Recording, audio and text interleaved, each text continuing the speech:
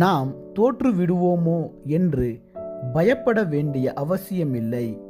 வேதம் நமக்கு சொல்லுகிறது.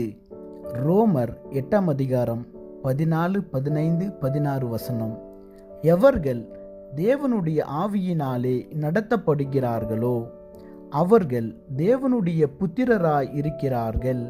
அந்தப்படி திரும்பவும் பயப்படுகிறதற்கு நீங்கள் அடிமைத்தனத்தின் ஆவியை பெறாமல் அப்பா பிதாவே என்று கூப்பிட பண்ணுகிற புத்திர ஸ்வீகாரத்தின் ஆவியை பெற்றீர்கள். நாம் தேவனுடைய பிள்ளைகளாய் இருக்கிறோம் என்று ஆவியானவர் தாமே நம்முடைய ஆவியுடனே கூட சாட்சி கொடுக்கிறார். நாம் தோற்றுப்போவதற்கு பிறந்தவர்கள் அல்ல, சாதிக்க பிறந்தவர்கள். தேவன் எப்பொழுதும் நம்மோடு இருந்து காரியத்தை வாய்க்கை பண்ணுவார்.